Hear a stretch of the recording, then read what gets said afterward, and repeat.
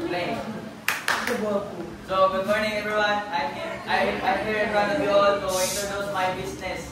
So, my business is Goodlos Motor Parts.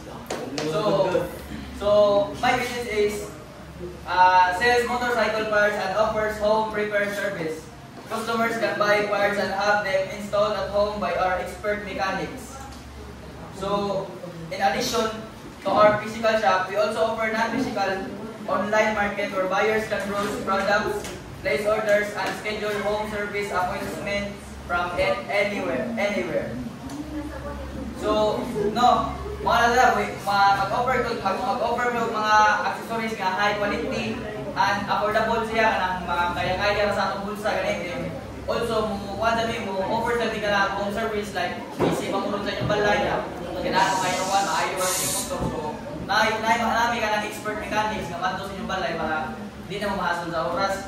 So, nasa siya ka ng kwasa, amang online mechanics, online ka, basta online ka ng kwasa is namin ka ng para hindi ka maburin, namin ka ng fast delivery ganun siya gawat. For example, doon ra mo niya, karon ka order sa mga so nay possible ka karon kadlaw abot na siya ma-order.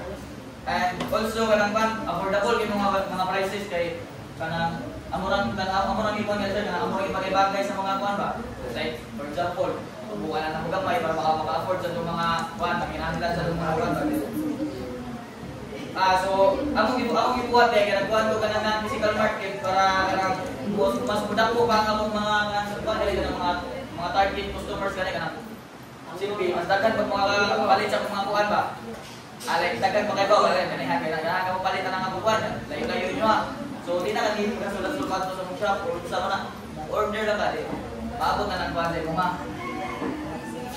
So, I am also kuan kanang usa ka kanang motorcycles nga kanang service as a model to showcase our parts. So we plan to join the drag race para for example, join the drag race like para ma-attract ang mga customers galing nga mga bisa lang ang ilang mga mechanics kay mga kamao. So amo anya nasa di ka nang isa sa motor nga para sa motor show ganito kay para makita ang mga high quality accessories gani.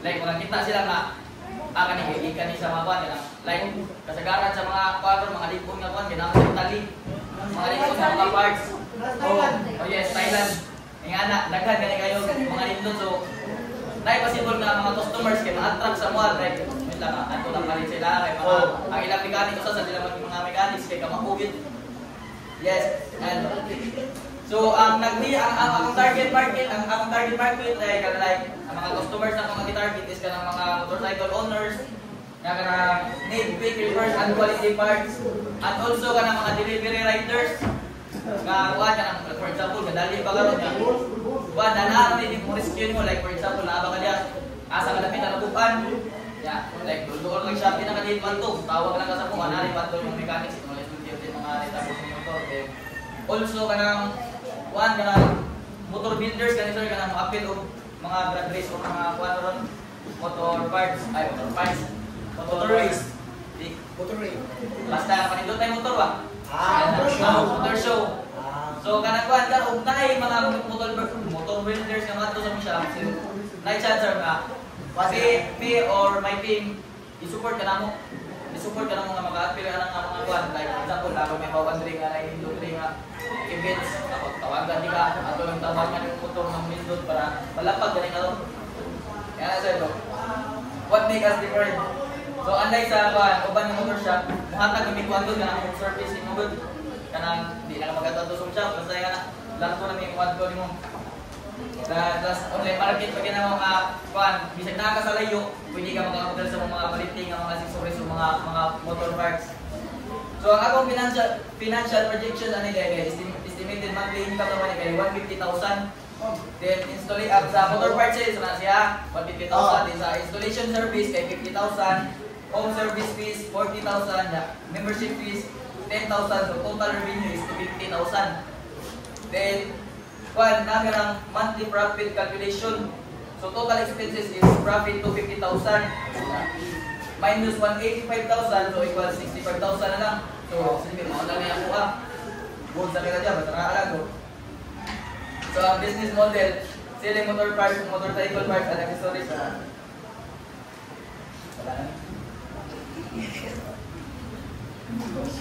So, ang business model, plans to grow, offering bundle discounts for regular customers, expanding our home service areas over time, introducing monthly subscription plan for regular maintenance.